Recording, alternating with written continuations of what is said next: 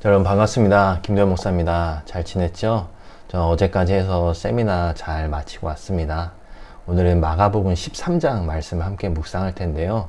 이 말씀 속에서는 예수님께서 선포하신 하나님의 나라, 하나님의 나라가 어떻게 이 땅 가운데 오고 그 나라를 우리는 어떻게 바라봐야 하는가에 관해서 우리에게 말씀을 해주고 있습니다. 그러면 우리 13장 함께 묵상해 보도록 하겠습니다. 마가복음 13장입니다. 예수께서 성전을 떠나가실 때 제자들 가운데서 한 사람이 예수께 말하였다. 선생님 보십시오. 얼마나 굉장한 돌입니까? 얼마나 굉장한 건물들입니까? 예수께서 그에게 말씀하셨다. 너는 이 큰 건물들을 보고 있느냐? 여기에 돌 하나도 돌 위에 남지 않고 다 무너질 것이다. 예수께서 올리브산에서 성전을 마주보고 앉아 계실 때에 베드로와 야고보와 요한과 안드레가 따로 예수께 물었다. 우리에게 말씀해 주십시오. 이런 일이 언제 일어나겠습니까? 또 이런 일들이 이루어지려고 할 때에는 무슨 징조가 있겠습니까? 예수께서 그들에게 말씀하셨다. 누구에게도 속지 않도록 조심하여라. 많은 사람이 내 이름으로 와서는 내가 그리스도다 하면서 많은 사람을 속일 것이다. 또 너희는 여기저기에서 전쟁이 일어난 소식과 전쟁이 일어날 것이라는 소문을 듣게 되어도 놀라지 말아라. 이런 일이 반드시 일어나야 한다. 그러나 아직 끝은 아니다. 민족과 민족이 맞서 일어나고 나라와 나라가 맞서 일어날 것이며 지진이 곳곳에서 일어나고 기근이 들 것이다. 이런 일들은 진통의 시작이다. 너희는 스스로 조심하여라. 사람들이 너희를 법정에 넘겨줄 것이며 너희가 회당에서 매 맞을 것이다. 또 너희는 나 때문에 총독들과 임금들 앞에 서게 되고 그들에게 증언할 것이다. 먼저 복음이 모든 민족에게 전파되어야 한다. 사람들이 너희를 끌고 가서 넘겨줄 때에 너희는 무슨 말을 할까 하고 미리 걱정하지 말아라. 무엇이든지 그 시각에 말할 것을 너희에게 지시하여 주시는 대로 말하여라. 말하는 이는 너희가 아니라 성령이시다. 형제가 형제를 죽임에 넘겨주고 아버지가 자식을 또한 그렇게 하고 자식이 부모를 거슬러 일어나서 부모를 죽일 것이다. 너희는 내 이름 때문에 모든 사람에게서 미움을 받을 것이다. 그러나 끝까지 견디는 사람은 구원을 받을 것이다. 자, 본문 말씀을 이해할 때 먼저 되어야 될 것은 이 마가복음에서 계속적으로 이야기하고 있는, 그리고 복음서에서 이야기하고 있는 하나님의 나라에 관한 것입니다. 여러분, 하나님의 나라는 어떤 곳입니까? 하나님이 주인 되시는 나라, 하나님이 다스리는 나라가 바로 그 하나님의 나라입니다. 자, 그럼 제가 한번 질문을 한번 던져볼게요. 그럼 하나님의 나라가 이 땅 가운데 왔을까요? 임했을까요? 임했다. 손 한번 들어봐요. 손 내리고. 임하지 않았다. 손 들어봐. 임한 것 같기도 하고 아닌 것 같기도 하다. 손 들어봐. 여러분, 근데 정답이 뭔지 아십니까? 3번이에요. 근데 이걸 조금 바꿔서 임했기도 했지만 아직 임하지 않았다. 이게 바로 하나님의 나라입니다. 하나님의 나라는 예수 그리스도가 이 땅 가운데 오심으로써 이미 임했습니다. 하나님의 나라가 어떤 곳인지 우리에게 보여주셨어요. 그런데 그 하나님의 나라가 완전하게 임한 것이 아니라 예수님이 이 땅 가운데 오셨다가 십자가에 달리시고 다시 승천하신 이후에 말씀하시죠. 내가 다시 올 거다. 오늘 말씀에 나와 있어요. 다시 올 거다. 그리고 너희에게 완성된 그 나라를 보여줄 거다. 그 나라에 함께 살게 될 것이다. 즉 하나님의 나라는 이미 예수 그리스도의 이 땅 가운데 왔지만 아직 완성되진 않은 나라가 바로 그 하나님의 나라입니다. 이미 왔지만 아직 완성되지 않은, 그러면 우리는 어디 있냐? 지금 이 사이에 살고 있는 거예요. 하나님의 나라가 예수 그리스도로부터 왔지만 아직 다시 오실 예수님을 기다리면서 그 사이의 시간을 살고 있다는 거죠. 이 땅 가운데 살고는 있지만 하나님의 나라를 바라보고 하나님의 나라를 경험하면서 하나님의 나라를 꿈꾸는 삶이 바로 성도들의 삶이라고 말할 수 있는 거예요. 이미 왔으나 아직 오지 않은 그 나라, 그 완전하신 하나님의 나라를 품고 살아가는 사람들이 바로 우리입니다. 그리스도인들. 자, 근데 오늘 본문 말씀에서 제자들은 성전에서 나오면서 이야기합니다. 야, 이거 굉장한 돌 아닙니까? 이 건물 굉장하지 않습니까? 근데 예수님이 말하죠. 야, 니네 지금 뭐 보고 있냐? 이렇게 이야기하십니다. 이 제자들이 바라본 이 건물, 이 웅장한 모습은 사실 이 하나님의 나라를 인간적인 해석으로 바라봤다라고 볼 수 있어요. 야, 하나님의 나라에 들어가면 우리가 어디에 앉고 뭘 얻고 어떤 힘을 가질 수 있고 이런 인간적인 생각, 그것만 바라본 거죠. 근데 예수님 따끔하게 말씀하십니다. 야, 지금 너희는 그걸 바라볼 게 아니야. 지금 하나님의 나라가 날 통해 임했지만 내가 다시 올 때까지 너희가 이 땅 가운데 살아가야 할 그 현실을 봐야 돼 라면서 이 현실에 관해서 이야기를 하고 있는 겁니다. 3절부터 쭉 나오고 있는 징조라는 것은 사실 여기서는 징조라고 말하고 있지만 이미 현실 속에 나타나고 있는 모습이에요. 자, 보시죠. 6절 말씀에서 내가 그리스도다 하면서 많은 사람들이 속인다. 이단들 당시에 많았어요. 그리고 전쟁 많았죠. 민족과 민족이 싸우고 나라가 간에 서로 싸우고 기근이 들고. 자, 여러분, 이런 게 미래에 일어날 일이 아니죠. 이미 일어나고 있었습니다. 그러니까 예수님은 지금 현실을 보라는 거예요. 너희가 지금 날 통해서 하나님의 나라를 받지만 그 나라에 거하는 지금 너희가 발 딛고 있는 현실도 바라봐야 한다. 그 현실을 극복하는 삶, 그 현실에 안주하고 주저앉고 좌절하고 거기에 만족하는 삶이 아닌 내가 다시 올 때 완성될 그 나라를 바라보며 살아가야 한다. 그렇기 위해선 이 현실을 바로 알고 이 현실을 뛰어넘는 그런 삶이 필요하다라는 걸 이야기하고 있는 거죠.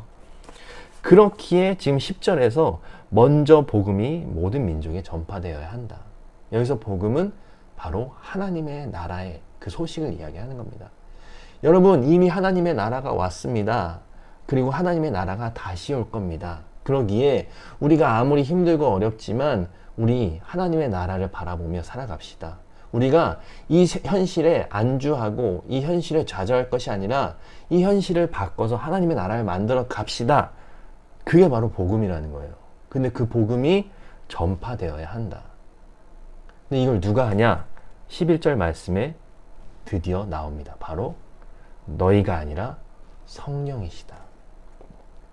여러분, 성령은 예수님께서 부활 승천하신 이후에 우리 가운데 보내주신 거룩한 영입니다. 근데 이 거룩한 영의 역할은 뭐냐?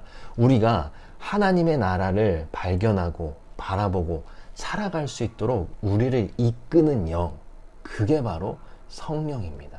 자, 성령이라는 것은 여러분 어떤 체험만을 이야기하는 것이 아닙니다.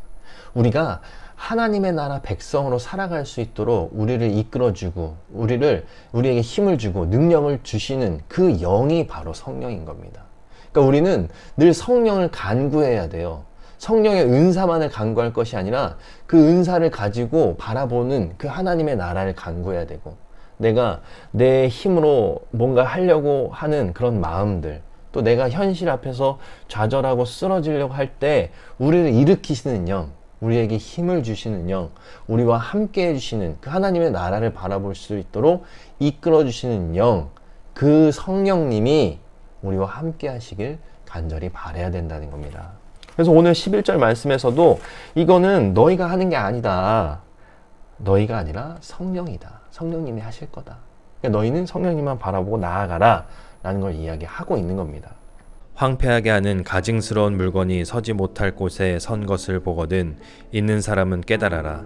그때 유대에 있는 사람들은 산으로 도망하여라. 지붕 위에 있는 사람은 내려오지도 말고 제 집 안에서 무엇을 꺼내려고 들어가지도 말아라. 들에 있는 사람은 제 겉옷을 가지러 뒤로 돌아서지 말아라.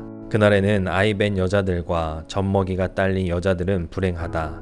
이 일이 겨울에 일어나지 않도록 기도하여라. 그날에 환란이 닥칠 것인데 그런 환란은 하나님께서 세상을 창조하신 이래로 지금까지 없었고 앞으로도 없을 것이다. 주님께서 그날들을 줄여주지 않으셨다면 구원받을 사람이 하나도 없을 것이다. 그러나 주님께서는 주님이 뽑으신 선택받은 사람들을 위하여 그날들을 줄여주셨다. 그때 누가 너희에게 보아라 그리스도가 여기 있다 보아라 그리스도가 저기 있다 하더라도 믿지 말아라. 거짓 그리스도들과 거짓 예언자들이 일어나 표징들과 기적들을 행하여 보여서 할 수만 있으면 선택받은 사람들을 홀리려 할 것이다. 그러므로 너희는 조심하여라. 내가 이 모든 일을 너희에게 미리 말하여 둔다. 그러나 그 환란이 지난 뒤에 그날에는 해가 어두워지고 달이 빛을 내지 않고 별들이 하늘에서 떨어지고 하늘의 세력들이 흔들릴 것이다. 그때 사람들이 인자가 큰 권능과 영광에 쌓여 구름을 타고 오는 것을 볼 것이다. 그때 그는 천사들을 보내어 땅 끝에서 하늘 끝까지 사방에서 선택된 사람들을 모을 것이다. 무화과 나무에서 비유를 배워라. 그 가지가 연해지고 잎이 돋으면 너희는 여름이 가까워 온 줄을 안다. 이와 같이 너희도 이런 일들이 일어나는 것을 보거든 인자가 문 앞에 가까이 온 줄을 알아라. 내가 진정으로 너희에게 말한다. 이 세대가 끝나기 전에 이 모든 일이 다 일어날 것이다. 하늘과 땅은 없어질지라도 나의 말은 절대로 없어지지 않을 것이다. 그러나 그 날과 그때는 아무도 모른다. 하늘의 천사들도 모르고 아들도 모르고 오직 아버지만 아신다. 조심하고 깨어있으라. 그때가 언제인지를 너희가 모르기 때문이다. 사정은 여행하는 어떤 사람의 경우와 같은데 그가 집을 떠날 때에 자기 종들에게 권한을 주어서 각 사람에게 할 일을 맡기고 문지기에게는 깨어있으라고 명령한다. 그러므로 깨어있어라. 집 주인이 언제 오는지 저녁녘일지 한밤중일지 닭이 울 무렵일지 이른 아침녘일지 너희가 알지 못하기 때문이다. 주인이 갑자기 와서 너희가 잠자고 있는 것을 보게 되는 일이 없도록 하여라. 내가 너희에게 하는 말은 모든 사람에게 하는 말이다. 깨어 있으라. 아멘. 14절부터도 큰 재난에 관한 이야기를 하죠. 근데 이게 나중에 올 일이 아니라 지금 현실이라는 거예요. 이 제자들 발 딛고 있는, 우리가 발 딛고 있는 이 현실이 이렇다. 하지만 24절에서 인자가 다시 오신다. 그러니까 아까 이야기한 다시 오실 예수님, 그러니까 완성될 하나님의 나라가 반드시 온다라는 겁니다. 물론 그때는 알 수 없다라고 기록을 하고 있어요. 왜? 그건 하나님이 전적으로 주관하시는 거기 때문에. 하나님의 나라니까. 우리는 뭐 해야 되냐? 오늘 나와 있죠. 35절. 그러므로 깨어 있어라. 깨어 있어라. 집 주인이 언제 올지 모르니까 깨어 있어라. 집 주인이 와서 너희가 자고 있는 것을 보게 되는 일이 없도록 해라. 자, 여기서 잔다는 건 그냥 단순한 잠의 의미가 아닙니다. 영적으로 또 육적으로 잠들어 있는, 즉 죽어 있는 모습. 더 이상 하나님의 나라를 바라보지 않고 내 뜻대로 세상의 가치관대로 살아가는 모습. 그게 바로 자는 모습이라는 거예요. 우리는 깨어 있어야 한다라고 성경은 우리에게 이야기를 해주는 겁니다. 자, 여러분, 이게 여러분 그냥 당시의 이야기만이 아닙니다.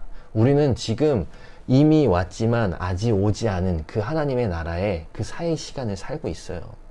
우리가 발 딛고 있는 이 현실은 여전히 암울합니다. 여전히 하나님이 계시지 않는 듯한 그런 많은 어려움들이 도사리고 있어요. 이 현실 속에서 우리가 다시 오실 그 예수님, 완성될 하나님 나라를 바라보고 늘 깨어있길 바랍니다. 늘 주님을 붙드는 삶을 살아가길 바랍니다. 그러려면 내가 그걸 하는 건 아니에요. 내 힘으로 하는 거 아닙니다. 성령님이 그 힘을 주셔야 돼요. 우리는 우리가 할 수 있는 자리에서 깨어있기 위해 노력하고 또 하나님의 나라의 기쁜 소식을 사람들에게 전하면서 성령님을 바라보고 의지할 때 우리는 그 힘으로 살아갈 수 있는 겁니다. 이 말씀 여러분 꼭 기억하셨으면 좋겠어요.